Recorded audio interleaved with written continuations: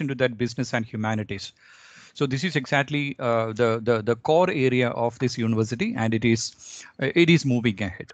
So let me officially welcome you to our university, and at the same time Africa Business School, to have this short interaction with our students. So let me brief about the entire audience. Our one of the amazing profile in the area of marketing, Dr. Sanjaya Zingal. Dr. Sanjay is currently a clinical professor of marketing at New York University, correct? School of Professional Studies. He has over 25 years of academic career in USA, Malaysia, New Zealand, Germany, Sweden, South Korea, and India. Prior to joining NYU, Professor Gaur held appointments at Sunway University Business School in Malaysia, Auckland University of Technology, New Zealand, Indian Institute of Technology, IIT Mumbai, and SB Jain Institute of Management Research. You can see that these are one of the few of the best research institutions as well as academic institutions, and well known for business studies. While teaching Dr. Go's passion, he has also made important contribution to research area. And he's an associate editor at the Journal of Asia Business Studies, one of the Q2 journal in Simago. It is one of the best journal for publications for my students as well as the entire world. And Professor is the associate editor of this journal. And at the same time, he's an editorial member of several journals, including Journal of Business Research and Journal of World Business. And at the micro level, Professor's research is in the broad domain of behavioral research, which include socio-psychological constructs such as human emotions, decision-making, social identity, ethics, actions. Wonderful interdisciplinary option had given and engaged into. And his works applied to consumers, salespersons, managers, patients, doctors, organizations. So beyond looking into the domain, the stakeholders, Professor has lined up many stakeholders to contribute his research work. And at the macro level, Professor has examined how the firm level issues such as market orientation, governance, corporate social responsibility, inter-organizational stress and top management team characteristics affect the strategies and performance on the firms on geographical settings beyond, and it has been contributed. And the research settings like Professor has engaged into like Malaysia, UAE, India, Bangladesh, China, Germany, in New Zealand. And he's exactly got many best paper awards, as well as he's part of American Marketing Association. Dr. Gaur has consulted many multinational corporations, including GlaxoSmithKline, Advanced Medical Optics, Johnson & Johnson, HSBC, Ranbaxy Laboratories Limited, RFCL, Geologistics India Limited, OneMailsport.com New Zealand, Pajas Infopath, KMPL, SGC, Advent Chimbio, Godrej and Boyers. A lot consultancy had been given. Look, dear my students and all the audience today, we have got a wonderful and eminent personality into the area of teaching, research, consultancy, training. And he is engaged into many journals as editorial board member and editorial associate editors and likewise. Let me warmly welcome this eminent personality for your short interaction and further deliberation. Professor Sanjay Singh Gaur, once again, welcome, and the platform is for you today. Thank you. Thank you very much, Professor Dilip. Indeed, it's my pleasure to be part of your research efforts, where you are trying to make Morocco more research-driven and make a big contribution to the research environment of Morocco. I'm pretty aware of the research environment there, so your presence and your efforts are a big contribution, and that's really great, and I'm very happy to be part of your efforts. Thanks for such an elaborate introduction of mine. Let me start by wishing a very good morning to all those for whom it's a morning, a very good afternoon to my friends in Morocco and other places where it's afternoon, and a very good evening to mostly Asia, people in Asia, I guess, Asia and Pacific, I guess, New Zealand, Australia, China, Malaysia, India, Indonesia, Thailand. I think we have people from all these locations. So it's really nice to see people from everywhere. I say these are all my friends from around the world. So it's great. And I will talk about designing publishable research that contributes to various stakeholders. And this, what I'm going to talk about is based on my own experience of almost 30 years in university academia. So there are slides which I am going to present, and I guess later on, perhaps Hasna or Professor Dilip may be able to share these with you guys. I don't know what is the mechanism, but I will make it available to them. So you don't have to worry about if you miss something. And it seems that if you have question answers, you will have to perhaps make a note of it. And then this is in the interest of time. So make a note of it, and then we can address them towards the end. I wanted to make it a very interactive session, and you know, with online technologies like Mentory.com and others, they are very good online technologies for interaction. But when you are in online mode, the moment you create interaction,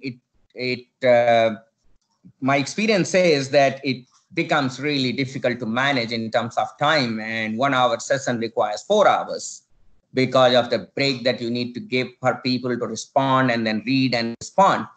And very recently, in fact, last week, there was a research measurement development workshop by a friend of mine who is a world-class scholar in US.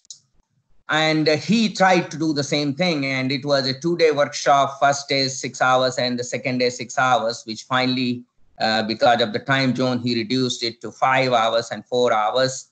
But in 9 hours, what he did was actually something that in a regular classroom with full interaction, you can do in maximum 2 hours. So keeping that in mind, this session, I have not kept the interactivity part. Maybe when I visit Morocco, I will have plenty of time and opportunity to interact with each of you. So today's presentation, what I'm going to talk are very basic things, but perhaps at the end of the day, you will realize that these basic fundamental things are the most crucial things for making your research good enough for publishing. And I'm going to explain why publishing is needed. I mean, research is research. Why should you publish? So I'm going to talk about what is research, what is publishable research, elements of research, criteria for publishing, and exercise. So we'll have an exercise towards the end. Again, as I said, instead of making it interactive, I have put it more in the presentation form, and we can discuss it later on. So, so that's the agenda. And so before I start talking about what is research, let me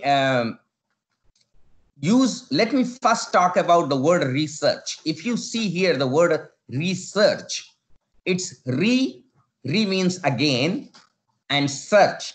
Search means finding something that exists. You know, you don't search something that doesn't exist. So everything exists. It's just that you have to search for it. And maybe somebody has already searched somewhere at some point of time, but you want to research. You want to search it again. And why do you want to search it again? I'll make it clear in third or fourth slide. So let's first look at what is research. As I said, this is just a very simple explanation of the word, the term research. So research is basically a systematic quest. It's a quest, it's a desire that exists in people's minds and heart, but it's a systematic quest to find an answer for a specific question or the idea. Very important part to remember here is, as I explained you earlier about research, the output of this quest should say something new about something old. That's why I said it already exists. So something old or existing phenomenon, your output, your finding of the quest should say something new. So that's research. Now, let's look at the next term. What is publishable research?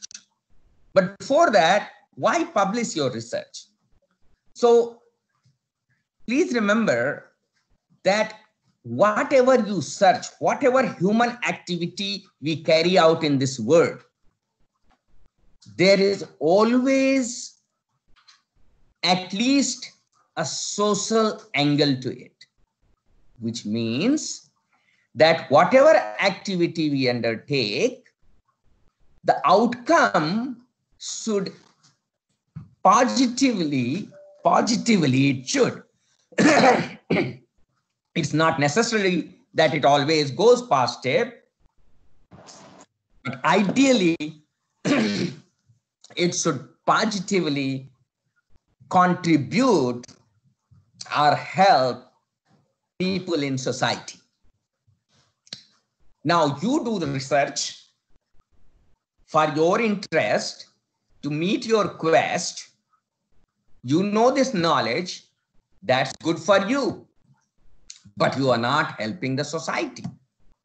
If you have found something, society can get the benefit, others in the society can benefit only if it is made available to them through some source. And for research, publishing is that route, that mode. So only when you publish your research, it gets disseminated to the larger public, which then can use it for their benefit based on their situation, their requirement, etc. So this is the reason why a research should be publishable. This is the reason why research should be published. And this is the philosophy behind any research that you carry out in your personal setting or professional setting, in an academic institution or practice-oriented institution, corporate house, for your own personal satisfaction or for the requirement of a particular stakeholder.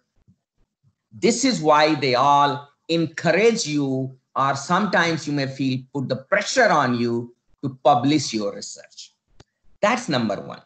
Number two, only when your research is published somewhere, it shows to the larger public that what you have done is meaningful and has been confirmed that it is meaningful by certain people who may not be aware of the fact that this research belongs to you.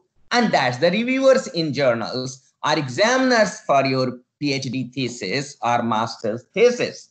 So these are the people who confirm that the research that you have carried out is meaningful. So this is another reason why you need to publish your research. So let's go back to what is a publishable research. A publishable research is a piece of scientifically created work. What do you mean by scientifically created work? Science simply means that there is a procedure. Science is based on a procedure. Science is an organized body of knowledge that has been created using certain systematic methodology, procedure, etc. So this is a piece of scientifically created work around an important new idea. The idea that has come to your mind is new, but the phenomena exists. So for an important new idea or phenomenon that exists, and the work that is demonstrably related to the research previously published. This is another very important part here, and that will help you understand why I'm talking about certain other things in my further slides. Demonstrably related to the research previously published. So let's see why this is the part, and in next few slides we'll look at it. So before we get into these details which I said, let's see the elements of research. What are the elements of research? The very first thing is motivation. And motivation starts with the phenomena of interest. What do you want to study? Why do you want to study? Somebody may be interested to study that why the research contribution in business from a country like Morocco is not as big as the one made by Germans. That's a phenomena. We know the phenomena that Germans, when it comes to business or marketing, have made huge contribution to the research environment as compared to Moroccans. So this is the phenomena of interest. Now, why you are interested in this phenomena? Different people may have different interests. Somebody may be in academics, responsible for making policies, or helping the government of Morocco to create the world-class research ability for businesses in Morocco, or to help Moroccan businesses to do well in the global world, in the change scenario. So there will be a logic behind this, or the motivation could be because you need to get a degree. And to get that degree, this is the topic that you find of interest because you plan to make your career in this direction. Now, great. We found the phenomena of interest in which I'm motivated to understand or answer the questions for which there is very little or nothing known about. How do I know that there is little known or nothing known about it? So that's why I will get into the literature, the relevant literature. That's why in the previous slide, the last line I said, demonstrably related to the research previously published. And this research previously published is called literature. So we go into literature about the research, business research in Morocco and business research in Germany, and start looking at what kind of questions have been answered related to this phenomenon.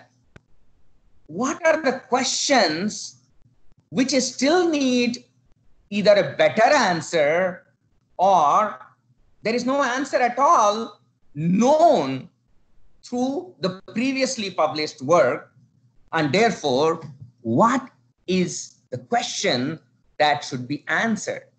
So that's the gap in the literature. Very important part.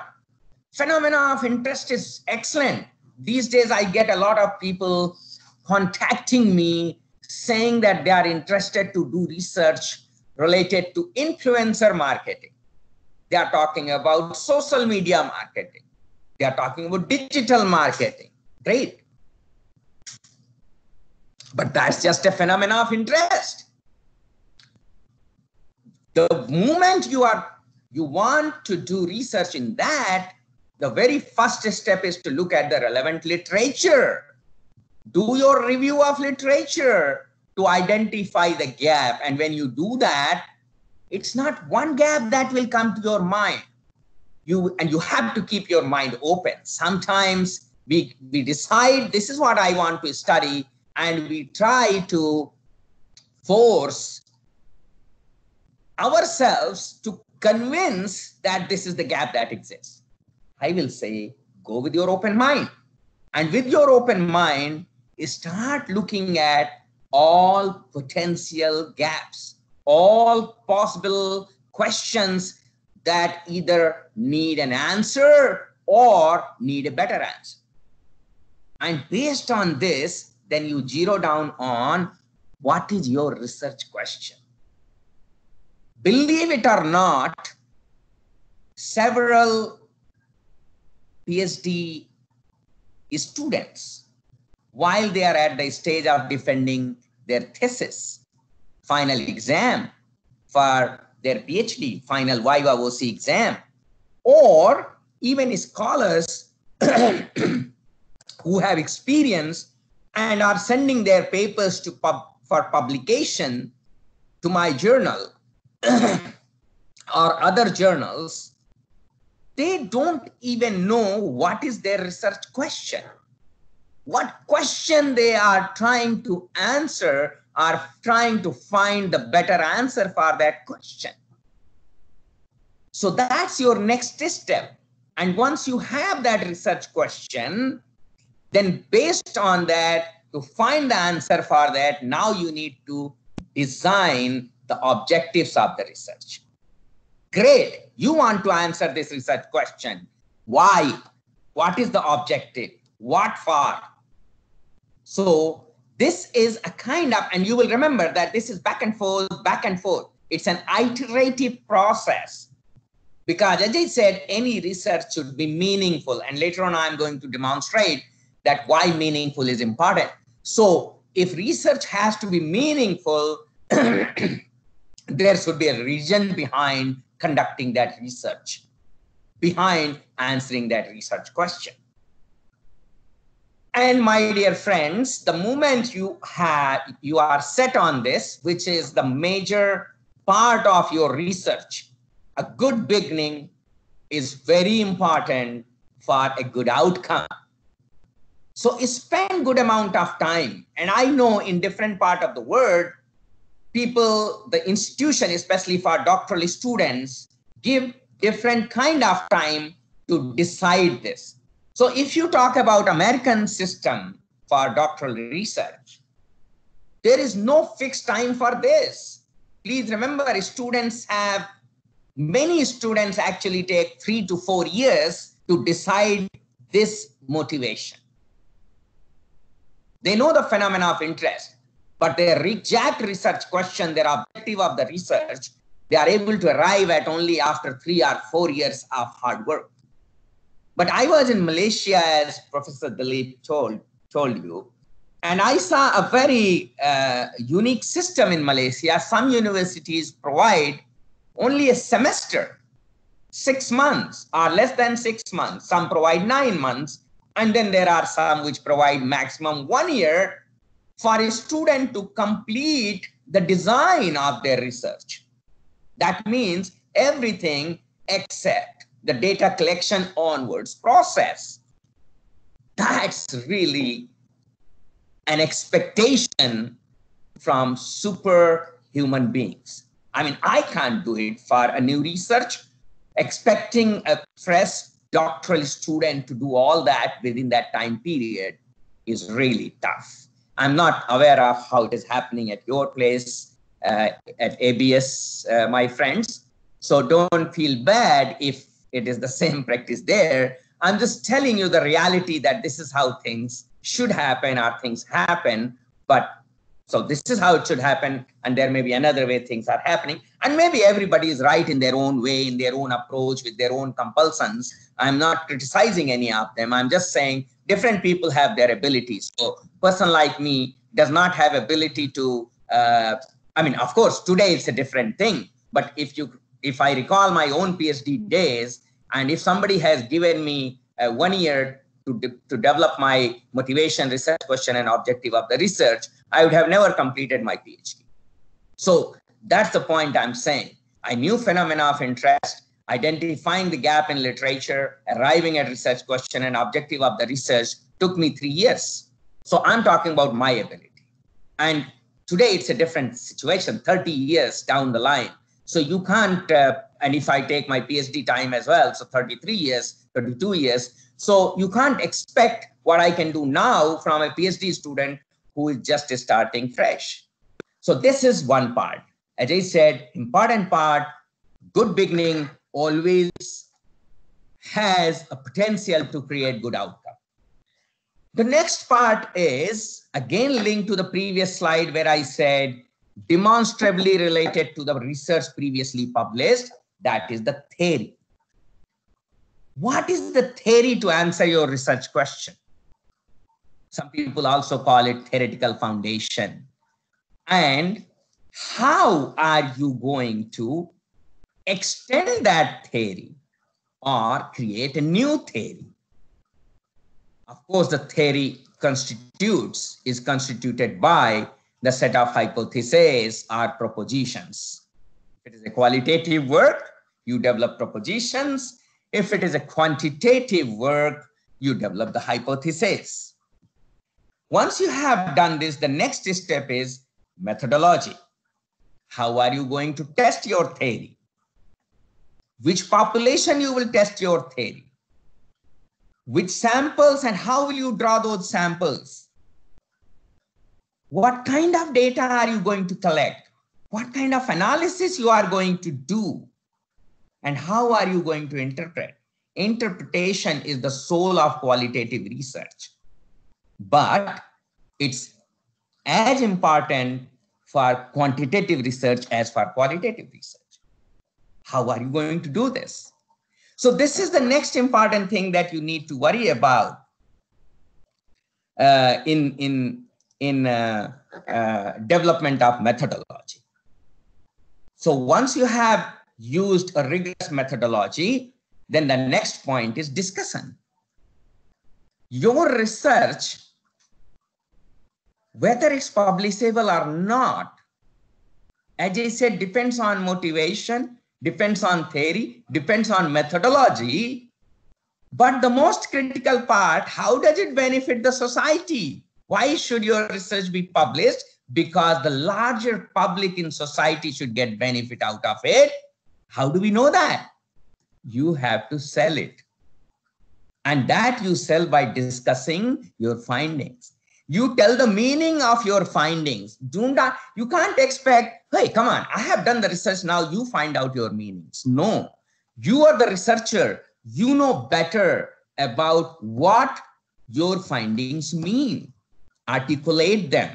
What are the implications of your findings for other scholars in university, colleges, polytechnics, or for people practicing in industry, or for regulators, lawmakers sitting in parliament?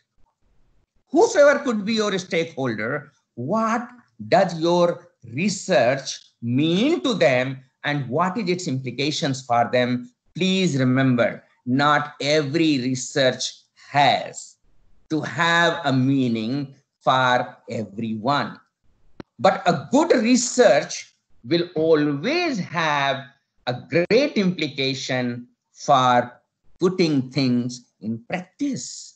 Because as they said, it is meant for benefiting the society.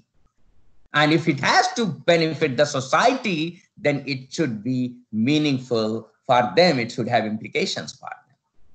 And then based on that, you sell your contribution. You say, this is how my research contributes.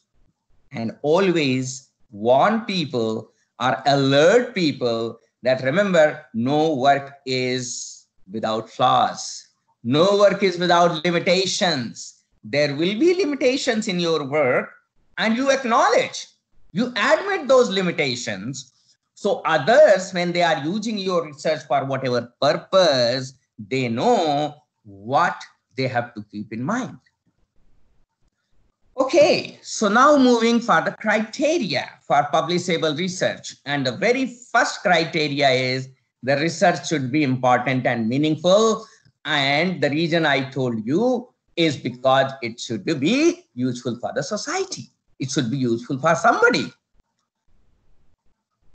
Very, very hard to define the importance. I tell you, most research students, ask them the importance of your work, they will really struggle. It's not easy to define importance. So I give you a very simple question that you can think about when you are doing research. or you are completing research, or you are writing your research for publishing. Why should anyone care about your work other than you? Of course, you have to care because you are going to get something. You will get your doctorate, you will get your master's degree, maybe you will get some financial reward, maybe you will get a job, maybe you will get promotion, maybe it's a requirement in your organization to continue your job. So I know you will care about it. Your supervisor or your research partners will care about it. But why should anybody else care about your work? The moment you try to find answer for this, you have already met the first criteria that you are doing an important and meaningful research. The next criteria. Research is about finding truth. We always say that there is a truth that exists and we are trying to find it in research. But, so the question is, what is the truth about the phenomena of the interest? And truth has many angles, so you decide based on your research question, what are you finding?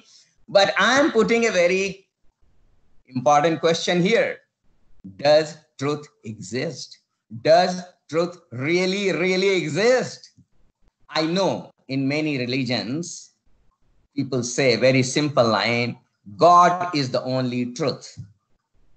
So without offending any of you, please do not misunderstand it. I want to tell you based on my reading of literature on truth. There is a huge literature on truth. Starting from the philosophers, the Greek philosophers until today, there is a lot of research that is happening about truth. And the conclusion so far is that truth does not exist. There is no truth in this world. Now you must be confused. If truth does not exist, why are we trying to find it? And why is it an important criteria for publishable research? So there are various theories for this. One is correspondence theory of truth. In this correspondence theory of truth, this is what relates to the research that we do. I'm giving you the quotes from two philosophers. Aristotle, very famous philosopher, he said, to say that what is and what is not is true. What is not saying what is and what is not is true. So most of the research is actually doing this. And this is what the reviewers or examiners are trying to look at, to see. Most of them believe in this philosophy. The second philosopher, Avicenna, says truth is what corresponds in the mind to what is outside it. That's again very much related to the research. Research means you are searching something that is outside your mind, but what corresponds in the mind related to that is the truth. And therefore, truth only exists in the minds of the people. You believe something is true, that's in your mind. Does not mean that it's the same thing in somebody else's mind, and therefore there is no universal truth.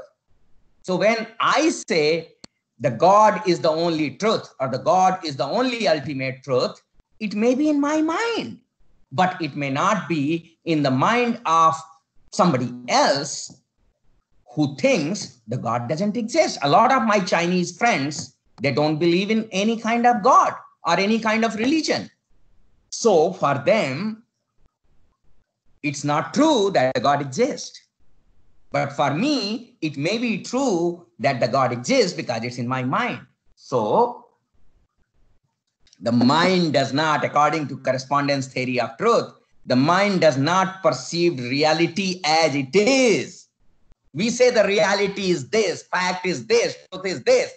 But remember, what we say is what our mind perceives. It never perceives the reality as the reality is. but only as it can filter, distort, and interpret. So the mind has its own limitation. So mind perceives reality only as it can based on its ability. And we all have different mental abilities. And it is our mind that filters, distorts, and interprets the reality. All this is done in the mind, and that's why the truth exists only in the mind. Let's look at another theory that is useful for a research point of view when we say that your research should be true, and that's called coherence theory of truth. In coherence theory of truth, something is more likely to be true if it fits comfortably into a large and coherent system of beliefs. So as you know, the religious beliefs, the belief about God, is a large and coherent system. And it is very comfortable for people following a religion to come together and accept that the God is the only truth. Now, this system that we talk about, system of belief, mind you, it could be a giant fiction that was created and has existed for centuries, entirely detached from reality. And that's, again, if you read the literature on God, the existence of God, there are a lot of scholars who have said the God does not exist. There is no truth about the God. We don't know. As I said, different scholars look at it differently. And let me repeat, please don't offend. This is not my statement. Don't feel offended. I believe in God, you believe in God, great. You don't believe, then also it's great. So, according to them, the system of beliefs around God or religion are giant fiction, completely detached from reality. That's called coherence theory of truth. So sometimes this could also be, this thought process or this approach or this philosophy could also be driving the examination of your research or review of your research. Most important, can you demonstrate your truth? That's why I'm saying. So when you are sending your research, presenting your research, it's your truth. It exists in your mind and you need to demonstrate it. Whether the other person accepts it or not is completely different. But can you demonstrate your truth? As I said, there is no universal truth. The next criteria is for public research is contribution. Meaningful, important, truth, and the next is contribution. The moment we talk about contribution, what is new outcome? What is new outcome? What are you telling us which we don't know? Why your research is important and what it adds to the extant literature? Please articulate. You are the one who knows this. Do not expect the reader, audience, reviewers, examiners to automatically get what you are saying. How your work's contribution adds to what is already known, or how it significantly extends prior published work. This is where you are linking, you are relating your work to previously published work. Remember, this year from January, I have received 80 journal papers for my journal in marketing. So I'm area editor of marketing, but in our journal, we call it associate editor. Each associate editor is the area editor for different discipline. So I'm the area editor for marketing, which means all the papers in marketing discipline submitted to this journal come to me first before I send them to reviewer. And out of these 80, can you imagine I have sent only 5 papers for review? That means 75 papers I have rejected at my end without sending it for the review. And why? The key reason for the rejection is lack of strong incremental contribution. I'm not saying you are going to make a quantum contribution. A strong incremental contribution, either the work lacks that or its articulation. That means it has not been articulated. Now, when we talk about contribution, the very first thing is to think very carefully about the audience to whom you wish to make the contribution. If you are making this paper, you are sending this paper, you are doing this research, it is for whom? Is it for other academics? Is it for practitioners? Thinking carefully about the intended audience and the nature of the audience is very crucial. For example, an academic audience is generally interested in a theoretical advancement.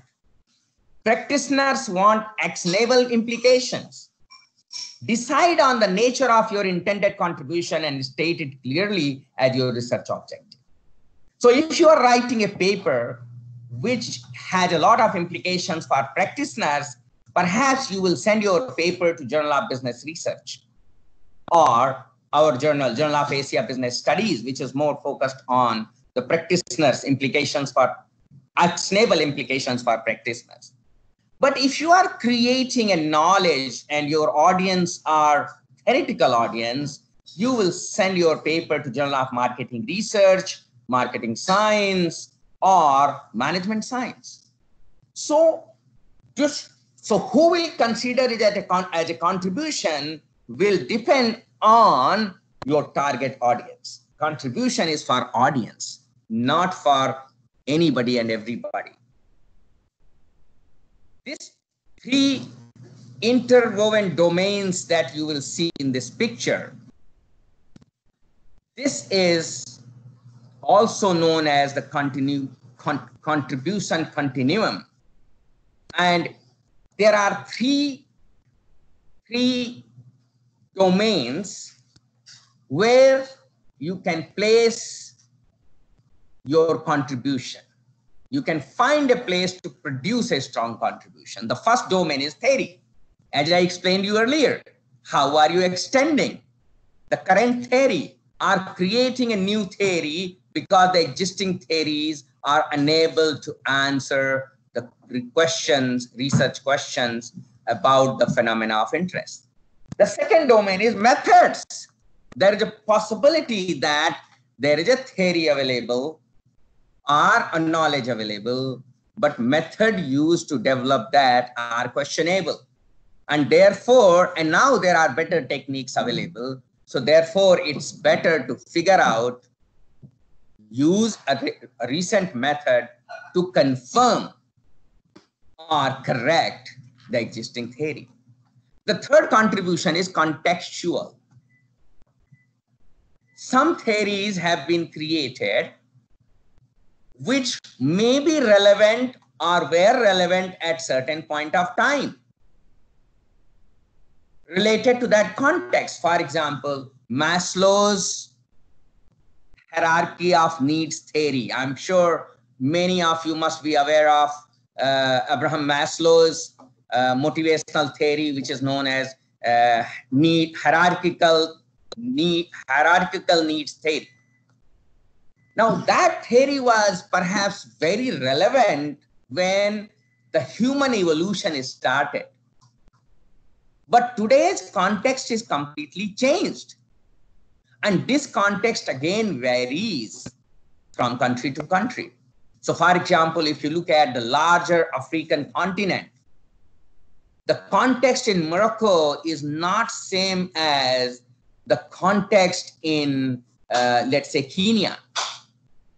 So the context may require, a situation may require you to find the variables that can help you find better answer or modify the theory to answer your question in a much better manner. So the best contribution, unique contribution will be, as I said, interwoven domains. So intersection of all three, as you can see, are making great contribution in terms of methods, theory, and context. But remember, most published research you will see, they do not necessarily make contribution in each of these areas. Many of them make contribution only in one area, which is fine. It does not have to make contribution in every area. However, the doctoral research is expected to be contributing particularly in theoretical domain. Of course, it can do in other domains as well, but particularly in theoretical domain. Now, there are 8 types of, in this contribution, you can say contribution continuum, there could be 8 types of contributions that you can make. Starting from straight replication. Some study has been done somewhere and you are trying to prove that in your context, and you are saying, I just want to reconfirm whether this theory works in this place or not. That's a straight replication. You can replicate and extend. You can say we replicated, but time has changed, and therefore this theory works subject to certain conditions. You can extend a new theory or a new method in a new, completely new area. You can integrate, develop your research based on integrative review, for example, meta-analysis. You can develop a new theory to explain an old phenomena by competing one theory against the other theory. This is called classic theory testing. So you may say, the human behavior, which theory explains human behavior better? Theory of planned behavior or theory of region actions? So you can test in the same context with the same data 2 theories and compare it. You can identify a completely new phenomena. You can develop a grand synthesis by integrating various theories, or you can develop a new theory that predicts a new phenomena. For example, the theory of relativity, which was developed, which predicted a new phenomenon. So there are so many ways to contribute. It's not always just a new theory. Now, this is an exercise which I would like to go through very quickly. I have talked about everything conceptually, but I want to explain this, how you can develop this theory and the contribution part through few slides in the exercise form. And the exercise here is about relationship comfort and loyalty. The idea is, if you are comfortable in a relationship, you are likely to be loyal in that relationship. And this is based on one of my recent paper. The complete reference is given below, which is published in December 2019, actually, in Journal of Service Theory and Practice. So it's based on that paper. You can always go back and refer and see that. So here, RC is relational comfort, relationship comfort, and L is loyalty. So please remember this. So according to that we have in this paper, the basic premise is that relationship comfort leads to loyalty. This is the basic premise. Now, what was the motivation? Phenomena was comfort in a relationship leads to loyal relationship. You know, the phenomena was what is happening in relationships. If you see in recent past, worldwide, the breakups, the divorce rates have been increasing at a very alarming rates around the globe. Or people are not even getting married. Marriage is a symbol of loyalty in relationship. So this is a phenomena of interest. So idea is that when people feel uncomfortable, when I read a lot of blogs on relationships, people say, or when I interact with people who are going through breakup or have gone through breakup and divorces, they say, I was not comfortable in relationships. So I felt that the phenomena is the comfort in relationship leads to loyal relationships. At the same time, when you talk to different people, they say they did everything to create comfort in their relationship. So the question is, if they feel that comfort is created and comfort leads to loyal relationship, then why the divorce rate is continuously increasing? So that's the question. That's the phenomena of interest. So for gap in the literature, as I said, if you look at this paper of mine that I referred earlier, you will see plenty of literature that I'm talking, and I've demonstrated the gap that exists in literature and justified why this paper has to be developed. Of course, that paper is not on personal relationships. That's about business relationships, but they will give you some idea about this phenomena that I'm talking about. So can comfort, so research question is, can comfort in a relationship really lead, sorry, the typo error, lead to loyal relationships? And if yes, then how? So this is the question we are asking.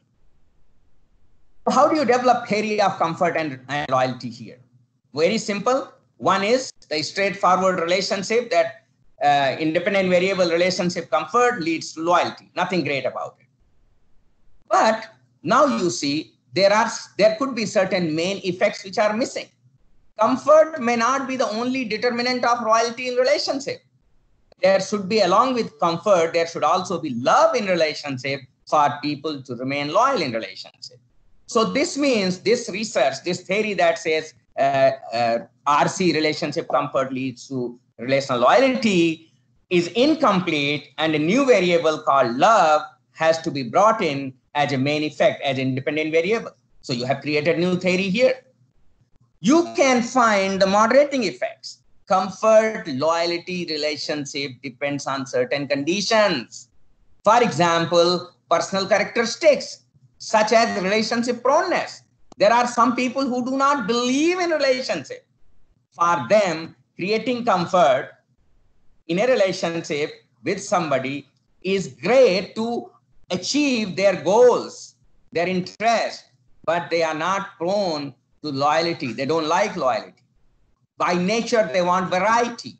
They have variety-seeking behavior. So, personal characteristic like relationship proneness or availability of options. I may be loyal in a relationship because I don't have any other alternative. So, here you can use, this is a condition, so you can use it as a moderator. So you can say relationship comfort leads to loyalty subject to the individuals being prone to relationship loyalty. There could be missing mediating effect. Comfort may lead to loyalty indirectly. There is a mechanism behind it. Relationship comfort creates satisfaction in relationship, and that satisfaction leads to loyalty. Remember, if you look at trust, satisfaction, commitment theory, you will realize it's a multi-mediation relationship. That means relationship comfort leads to satisfaction, which leads to trust, which leads to commitment, and commitment leads to loyalty in relationship. You may have endogeneity problem. That means you may say comfort leads to loyalty, great, but there may be certain factors that cause the comfort. So for example, the health. If the two individuals, any of them is not healthy, whatever efforts you do, the comfort may not be created. And therefore, when two healthy individuals, mentally, emotionally, and physically healthy individuals are forming the relationship, that will create comfort in relationship, which will lead to loyalty. So this is endogeneity. This is another way to develop theory. There may be a dynamic loop. Relationship comfort creates loyalty in relationship. And when you are loyal in relationship, you feel more comfortable, and therefore you create more comfort in your relationship, which leads to further loyalty in relationship. And that's called dynamic loop. So these are so many ways, as I just showed you, that one relationship in so many ways, new theories can be created. So when you say, everything is research, how can I create theory? This is an example to tell you that not everything is ever researched. You can, when you do the literature gap, you can find what is missing and how can you see the same, maybe same phenomena in a different manner. Talking about research methodology, That's the next step. Now the question comes, how to measure relationship comfort and relationship quality. That's the first step. Developing appropriate, correct measures is very important. Maybe some other webinar is needed for this part, so I'm not going to get into detail, just cover basic things. How to collect the data for this research question: survey, secondary data, interview, etc. Sample. What sample I need to draw, from where I need to draw sample, and then how to examine the relationship. So methodology is about all these. How to examine the relationship? By conducting experiments, which is statistical analysis to do, or conducting case study. So deciding on all these, this is what makes your research scientific. Scientifically created work is because here is a procedure or methodology that has been carefully selected. Final part of your research, as I explained you earlier, what is an implication to relationship theory? What I have found here in my research, what does it imply to theory of relationship or theory of loyalty? Whatever was my focus. What is an implication to practice and policy? What are the limitations of the study? And what are the implications for future study or future scholars? So these are the things which, if I can convince the audience, they will consider my research to be published. Just concluding by this last slide, where I'm again summarizing what I said so far. For an inductive approach used in research, most of us use inductive approach. Please remember, there is no research which is purely inductive. There is no research which is purely deductive. But people do feel it that their research is inductive or deductive.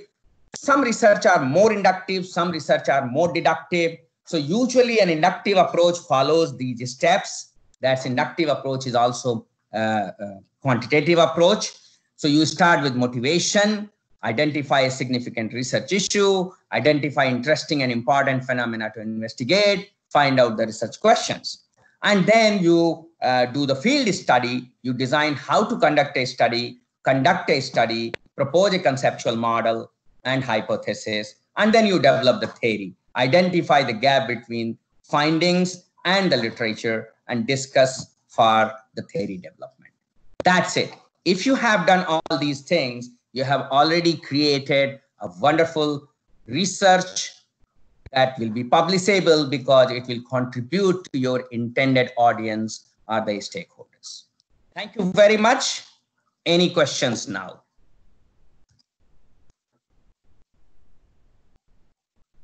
Hello.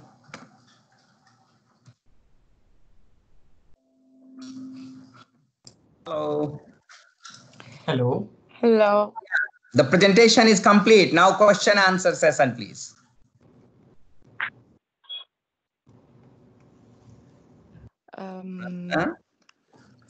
Anybody would like to ask questions? Like there can be, Hello. this is Pankaj, and there can be two methods of study. One is qualitative, another is quantitative. So is there can be qualitative method of, pure qualitative method of study in terms of completing PhD? Yes, of course. Why not? Okay. It's very much possible. As I said, approaches, whether it's quantitative or qualitative, these are just the approaches, and each approach has its own positives and negatives. And it depends on what you want to do, why you want to do, and how you want to do. So definitely it is possible.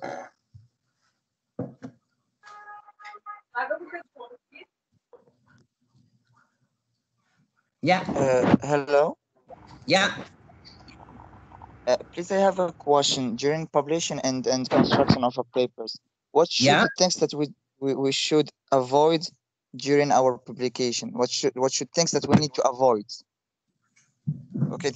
During this presentation, and thank you. I'm sorry. Thank you for your presentation. You give us things that we need to do and some things that we need to avoid. What most most of the things that we need to pay attention to not to do it to get a acceptable publication. Thank you. Right. Right. Okay. So what to avoid is very first thing, as I said, if you go back to what I presented, and I think they will share with you, I think to send a research that you have not articulated very clearly what it means to others and why others will be interested in it. That's the most important thing. When we look at your paper, we look at your abstract, we look at your introduction, and we look at your conclusion. These are the first things that we look at before we get into anything else in the paper. And what we are looking at there is, are you telling us what this paper is about? And whatever you are telling us about the paper, how is that important for others? How is that important? How is it different? How is it new? So that's the first thing. If you fail to articulate that part, the paper will not go to the next stage. So as I said that I have rejected so many papers, that's simply because they could not articulate what they are doing. They did say what they are presenting in the paper, but they could not convince that what they are doing is important for anybody else other than themselves. So that's the most serious drawback of most of the research that I have reviewed. Is that answer to your question?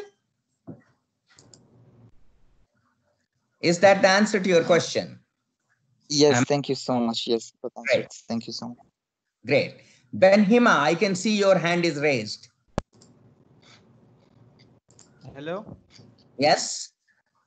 First of all, my name is Benhima Mohammed. I am a doctoral candidate at Sidi Mohammed bin Abdullah University, working in the Discourse and Creativity Laboratory.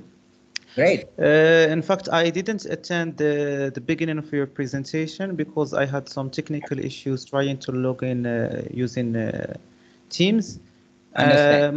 My question is as follows: if you please, can you please repeat the main points that you have talked in this presentation, and thank you. Okay, I'm not sure if we have time to repeat everything. But anyway, I think the presentation will be shared, I guess, by Hasna or our professor. Anyway, what I have said is that your research starts with clear motivation. So identifying a research gap in the literature about the phenomena of your interest is the most critical step that helps you determine what kind of contribution you are going to make. So that's the first part. That leads to what we call contribution, and contribution meant that it should be important. Contribution should be important. And I said it should be important for somebody other than you. And I said you need to ask the question, why someone should care about what you are talking or what you are doing. So answering that. And there are so many ways to do that. So I explained about various types of contributions that you can make. And then I said that for that to happen, one important part is to ground it to the existing theories and convince how current theories are not able to provide the answer or the better answer for the question that you have in mind. And then if you can systematically, rigorously do this and then convince the people that this is how you can articulate it and convince this is how your work makes great contribution, then there is no problem. Does it help you, Benhima? Yes, sir. Thank you so much. Okay, no problem. Nisreen, I think I see your hand raised. Yes. Hello, Prof. I'm Nisreen, PhD candidate on ABS in entrepreneurship. Great. Thank you very much for your presentation. You have talked about the research process, and also you responded to Zalan's questions about what we should avoid. My question is actually, is there any magic ingredients to make your disease a good one? And also you were talking about identifying a gap. You said that during the literature review you can identify a lot of gaps. How can we choose and be sure that the one we are going to choose is actually the best one to be treated in our disease? Fantastic. So very good point you have said. Now, in terms of ingredients, as I said, my presentation slide, the last slide that you see are in the beginning, I have presented a slide called Elements of Research. Those two slides are clearly telling you the elements of a good research or publishable research. So you can do the tick mark for each of those under that elements that have you done this, have you done this, have you done this. So that kind of checklist, if you try to complete, you are likely to create a good research. That's one part. Your second question that you said, how do you know that your research, which research gap to choose, and how do you know that this is good enough? Okay. Now, as I said, that once you know that this is the phenomena you want to study, and in this phenomena, these are the already answers available for various possible questions that literature tells you. But there is a question, or there are situations that you think you still need better answer, or they are not answered. So for example, you may find that Morocco has done great work in terms of research related to agricultural aspects.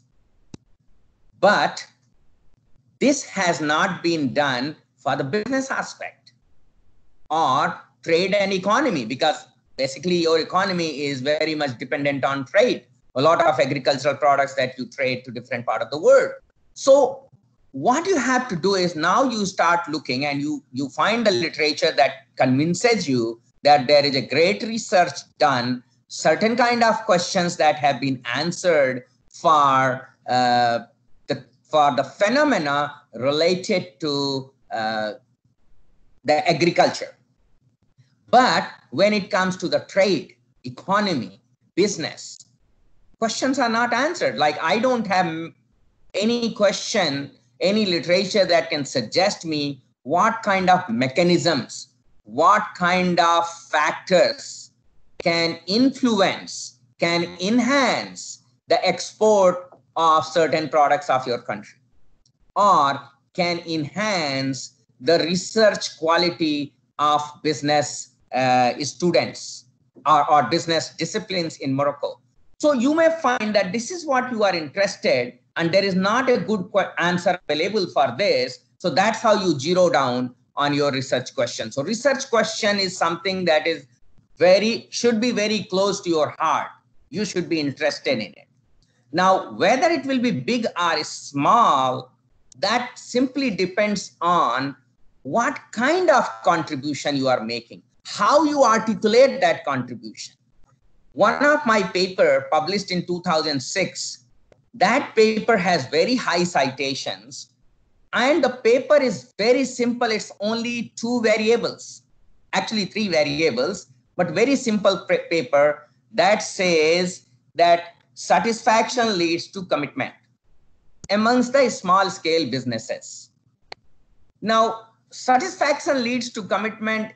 If you see literature, so many people have talked about. There is absolutely no dearth of literature on that. But it made big and it got published. And it got published in the first revision itself. I mean, we send it, they ask for a minor revision, and it got accepted. The reason was, we looked at the same thing and we said, no, we are not talking about any kind of satisfaction. We are talking about relational satisfaction. Satisfaction in relationship between the manufacturer and its supplier. And we are talking about that loyalty. And that will depend on a condition. Like I said, we extended that theory by bringing a condition called moderator. And that moderator was a simple moderator called switching cost. That's a very simple variable, 3 variable, and paper becomes great. So you should be convinced, it's your strong conviction that yes, this is what I want to demonstrate. And the literature that I have seen is not answering this question. And that itself will become big. There is no other way to find what is big and what is small. Does that satisfy you, Nisreen? Hello, Nisreen. Yes, thank you, Prof. Thank you very much for your presentation and your answers. Thank you. You are most welcome. Rutuja, I see you have raised your hand. Rutuja Patil. Yes, sir. So thank you for the presentation. Very informative presentation it was. And I'm Rutuja. I'm from Pune and a doctoral student. My question is, if I want Which university are you studying? Pardon? Which university are you studying? I am studying in Savitribai Phule Pune University, and my research center is National Insurance Academy, Pune. Okay, go ahead. Okay, so my question is, if I want to adapt a particular study, and if the original study is done in USA maybe, and I want to add, the study is on public policy making, and if I want to adapt the study for India, so what are the major precautions that should be taken, looking at the cultural differences and all? Like the questions, do we need to change the questions as well? Can we change the questions? And like what all precautions should be taken? I'm sorry, I could not understand your question. See, if I want to adapt a study that is taken somewhere else, maybe in America, and so the study is on public policy making. And if okay, so you are talking about replication of a study, is that? Yes, replication of study. Okay. So if I want to replicate the study for Indian scenario, what the major precautions should be taken? Okay, excellent. Got it now. Yeah. About replication. Now, I will tell you one thing, that first, if you see in my presentation where I'm talking about contribution continuum, in that slide, I have given a reference of a paper, and that paper, if you read carefully, it will give you a lot of insights on the question that you have. So for detail, you should refer to that. So that's one part. But coming back to your question, first of all, remember, why do you want to replicate? So first, there has to be an objective. Why do you want to replicate? So you are interested in that phenomena, you did your literature, you found that the question, research question that you have in your mind, that has been answered by American scholars somewhere in America at certain point of time. You have already answered, you found that somebody has answered that question. Now you want to verify whether that theory, that answer is applicable in India or not, or the context that you are taking in India or not. Fantastic. So first thing that you need to demonstrate in your motivation, that why the theory developed in America is not applicable as it is in India.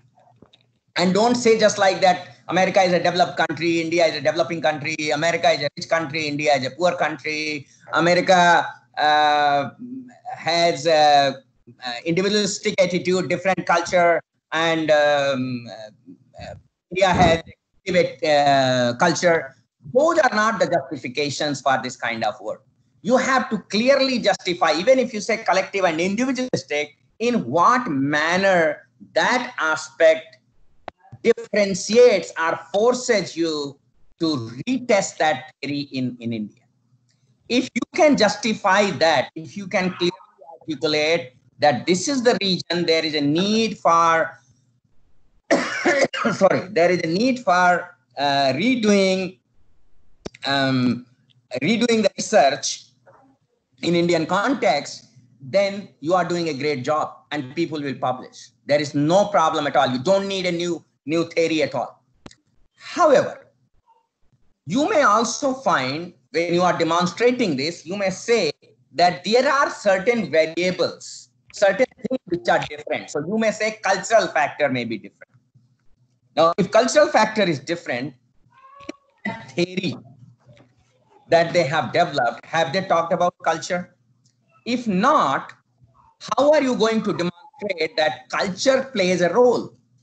You can't just say that I have collected data from India and it's collective and that's why it is like that. No. If you say that this is India collective, then you need to also collect the data from somewhere else where there is an individualistic culture.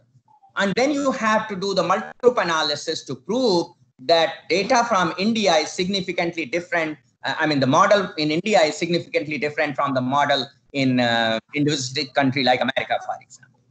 So this is not, replication is not an easy task, I must tell you. If you want to do a replication that is publishable, it's very difficult. And that's important that you identify the variables that differentiate and that force you to do this again. Is that clear? Yes, sir. Yeah. Thank you. I see Kawater Benjedi raising the hand. Kawater Benjedi. Hello, Professor. Thank you for the presentation. I have a question related, if you have like some tips regarding writing like a paper, not in the sense of content, but like if you have like during writing, do you have some tips regarding that?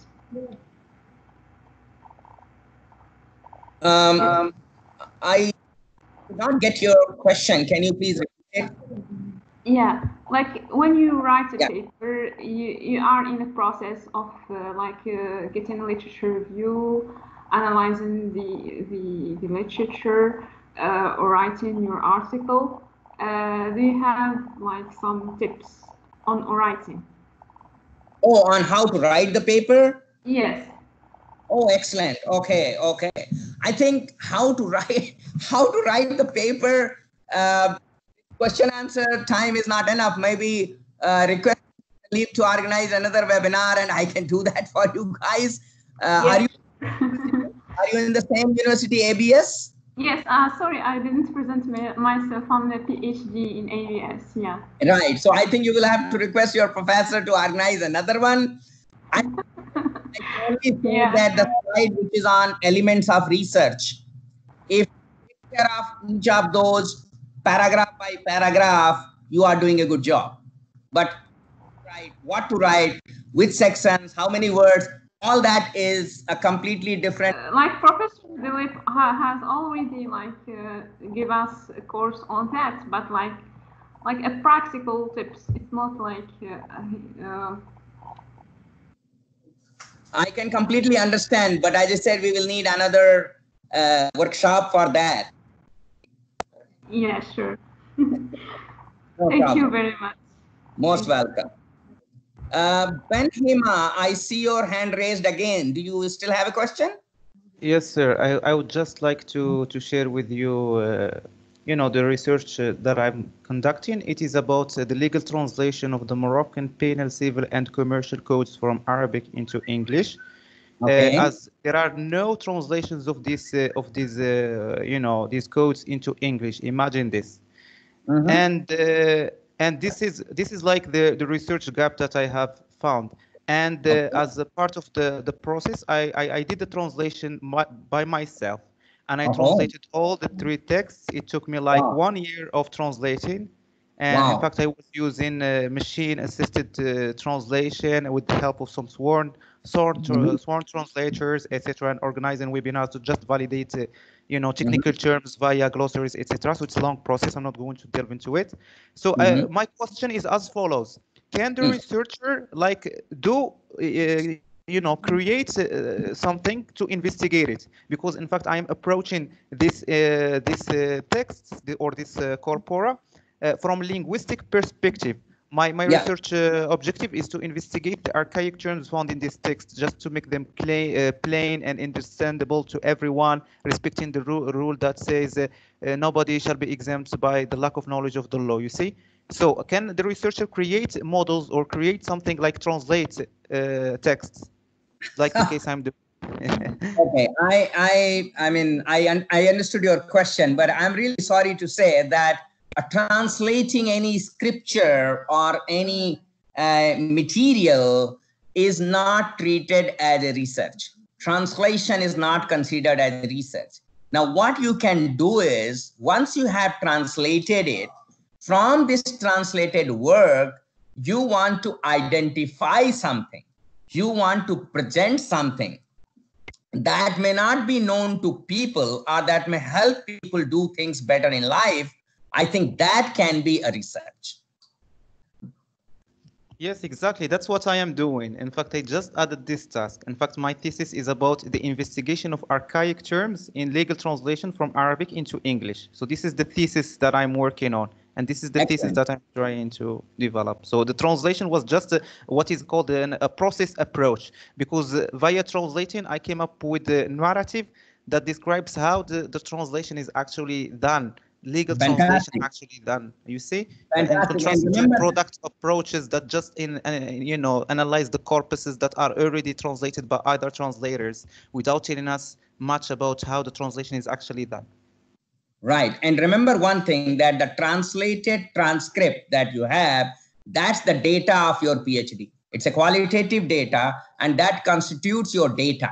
So if you are talking about research, your translated transcripts are data, and then whatever you do with this data, that will be your output. Yeah, exactly. I'm doing corpus analysis via some software like Lansbox and Cons, etc. And it's qualitative, and at the same time can be also quantitative. In fact, when you count the frequencies of words, the words that I'm interested in, like we use, for example, legal words like hereinafter, herein before, thereby, ipso facto, res judicata, etc. And how many times this word has occurred in the corpora. So this is what I'm currently doing. I'm using mixed approach, using both quantitative and qualitative methods of data investigation and analysis. Yeah, that's great, Benhima. What I will suggest you to do is, if you can use NVivo. NVivo is the best software for the kind of work that you are doing. It's very easy to learn. There are YouTube videos available for, I think, 8 hours or something that can teach you how to use it. So that's one. And the second thing is, then I will suggest you to use from those, because you have narratives, use an approach called thematic analysis. So thematic analysis is an approach that you can use. It's a very good qualitative approach, and it has gained acceptance very well. So use that approach. And if you need some examples, since you are at ABS, you can get my email from Hassana, our professor, and write to me, and I will share some of my research papers that I have published using thematic analysis. So you will get an idea what I'm talking about. And that's a very publishable research and very good contribution. Thank you so much, sir. Most welcome. Hello. Yeah. Hello. Yes. Yes. Hi, Professor Gaur. This is Priyanka from Pune. Mm-hmm.